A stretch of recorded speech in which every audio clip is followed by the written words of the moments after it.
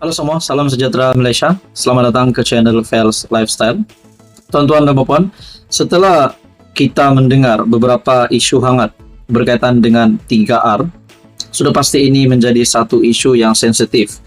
Akhirnya, salah satu kepimpinan ataupun bekas Perdana Menteri Malaysia, Tun Mahathir, mengulas tentang isu 3R dan ini pasti mengejutkan ramai. Dan ini pasti mengejutkan Sanusi sendiri, di mana beliau yang ditahan pada awal subuh 18 Julai dan beliau telah menerima 2 pertuduhan. Akhirnya Tun Mahathir membuat kenyataan di mana dalam beberapa senarai yang dinyatakan Tun Mahathir, yang paling mengejutkan adalah yang paling menarik perhatian saya di dalam apa yang dinyatakan Mahathir adalah jika ia hendak dijadikan sebagai jenayah, ia perlu perbahasan dan kelulusan oleh Dewan Rakyat, Dewan Negara, dan tanda tangan yang di Pertuan Agong atau diluluskan selepas 2 bulan. Jika ini tidak dilakukan, kerajaan mungkin didakwa kerana melaku sesuatu yang tidak mengikut undang-undang negara. Makna kata Tun Mahathir telah membuat kenyataan yang pasti mengejutkan kepimpinan kerajaan hari ini. Sebab yang dinyatakan di dalam kenyataan Tun Mahathir ini adalah kerajaan dan juga dinyatakan juga Dewan Rakyat, Dewan Negara, dan tanda tangan yang di Pertuan Agong, di mana dalam beberapa senarai yang disediakan Tun Mahathir melalui artikel berita Astro Awani dan juga melalui Twitter Dr. Mahathir Mohamad, di mana Tun Mahathir mengatakan bahwa rakyat diberitahu tajuk 3R, Race, Religion, and Royalty tidak boleh disentuh. Jika perbincangan berkenaan orang Melayu ditafsir sebagai menyentuh ras atau bangsa atau kaum, perbincangan berkenaan multiracial juga menyentuh ras.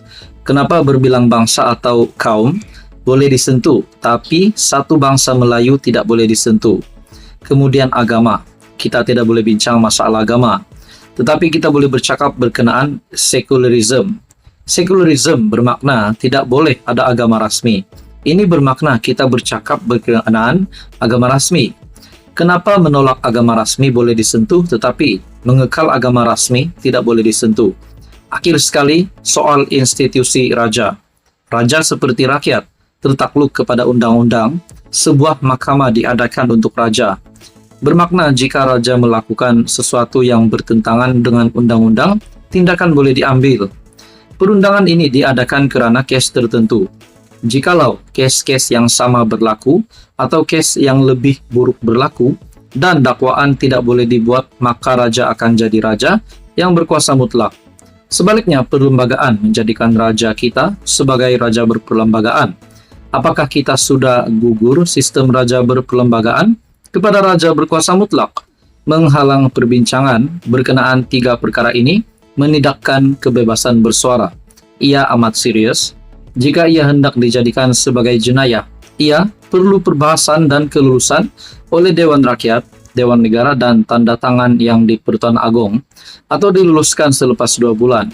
Jika ini tidak dilakukan, kerajaan mungkin didakwa kerana melaku sesuatu yang tidak mengikut undang-undang negara. Adakah di sini Tun Mahathir membuka mata fikiran ramai orang, di mana apa yang berlaku kepada Sanusi hari ini setelah beliau ditahan dan juga menerima pertuduhan. Dan akhirnya Tun Mahathir dengan kenyataannya, jika ia hendak dijadikan sebagai jenayah, ia perlu perbahasan dan kelulusan oleh Dewan Rakyat, Dewan Negara, dan tanda tangan yang di Pertuan Agong atau diluluskan selepas 2 bulan. Jika tidak dilakukan menurut Mahathir, kerajaan mungkin didakwa kerana melaku sesuatu yang tidak mengikut undang-undang negara. Adakah yang coba disampaikan Tun Mahathir di sini adalah sekiranya proses Sanusi yang dihadapkan di mahkamah adalah tidak tepat dan proses itu salah, adakah dengan ini pertuduhan Sanusi bakal digugurkan? Adakah nama Sanusi bakal bersih? Nah, itu menjadi persoalan dan disebut di sini di mana Tun Mahathir menyebut kerajaan mungkin didakwa kerana melakukan sesuatu yang tidak mengikut undang-undang negara.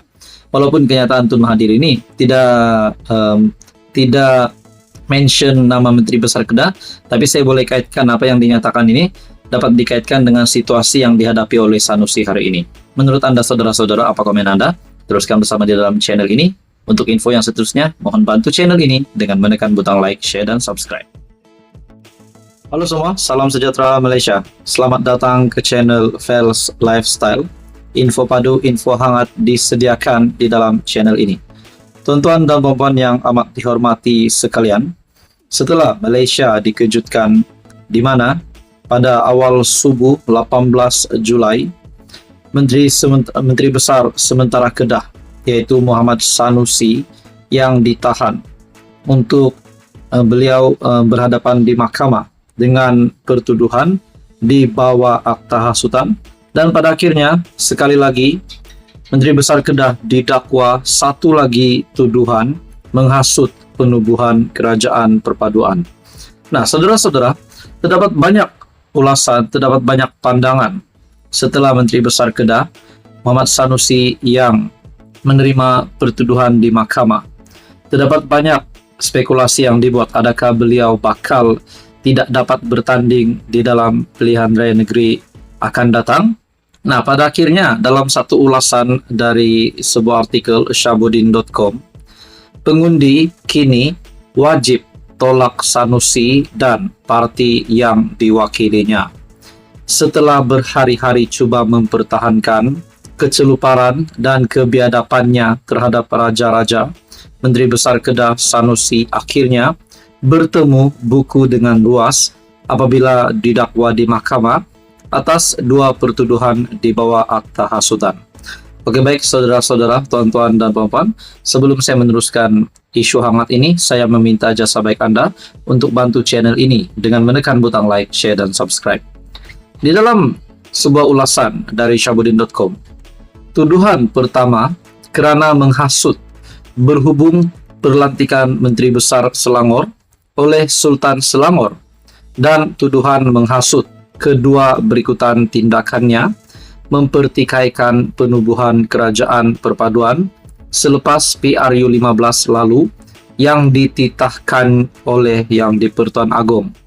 Berdasarkan kedua-dua pertuduhan, Sanusi didakwa telah melakukan perbuatan yang mempunyai kecenderungan menghasut dengan menyebut perkataan-perkataan yang mempunyai maksud untuk membangkitkan perasaan tidak setia terhadap raja-raja. Kedua-dua pertuduhan dikemukakan terhadapnya mengikut Seksyen 4 dalam kurungan 1 dalam kurungan E Akta Hasutan 1948 dan boleh dihukum mengikut Seksyen 4 dalam kurungan 1 Akta Sama yang membawa hukuman denda sehingga RM5.000 atau penjara maksimum 3 tahun atau kedua-duanya jika sabit kesalahan.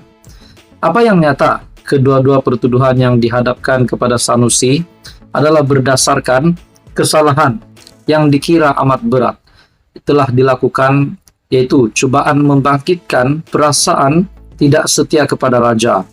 Sebagai pemimpin Melayu di negara ini, dan Sanusi sendiri adalah ketua sebuah kerajaan negeri yang mempunyai raja, bahkan kedudukan raja-raja sudah termaktub dalam perlembagaan persekutuan. Apa yang dilakukan Sanusi selain tidak wajar, tetapi juga tidak boleh diterima sama sekali. Jika inilah perangai dan kelakuan pemimpin yang ada di negara ini, sementara pula beliau adalah mewakili PAS, sebuah parti yang mendakwah memperjuangkan Islam, maka siapa lagi yang mahu menghormati dan mendaulatkan raja-raja kita? Kalau tiada raja-raja juga, siapa lagi mahu melindungi kita semua? Sebab itu, pertuduhan yang dikenakan kepada Sanusi adalah tepat dan wajar agar ia menjadi pengajaran kepada seluruh rakyat negara ini. Dalam hal ini, titah Sultan Selangor yang menyatakan isu Sanusi masih belum selesai, walaupun setelah pesuruh Jaya Pas Negeri menghadap Baginda, haruslah menjadi renungan dan pedoman yang berpanjangan kepada seluruh rakyat Malaysia. Nah, pada akhirnya di dalam tajuk ulasan dari Syahbudin.com, di dalam tajuk ini, pengundi kini wajib tolak Sanusi dan parti yang diwakilinya. Adakah kita boleh kata Sanusi sendiri dan PAS diharamkan di dalam pertandingan pilihan raya negeri? Adakah kita boleh cakap begitu? Walaupun ada beberapa pendapat kepimpinan politik yang lain menyatakan bahwa pertuduhan yang dihadapi Sanusi tidak kena-mengena dengan pilihan Raya Negeri. Menurut Anda saudara-saudara, apakah pula bakal berlaku kepada Sanusi dan kepada kepimpinan PAS yang bakal bertanding pada pilihan Raya Negeri tidak lama lagi? Jadi saudara-saudara, tuan-tuan dan puan, teruskan bersama di dalam channel ini untuk info yang seterusnya. Mohon bantu like dan share. Anda juga boleh subscribe channel ini. Jangan lupa tekan butang subscribe. Teruskan bersama di dalam channel ini.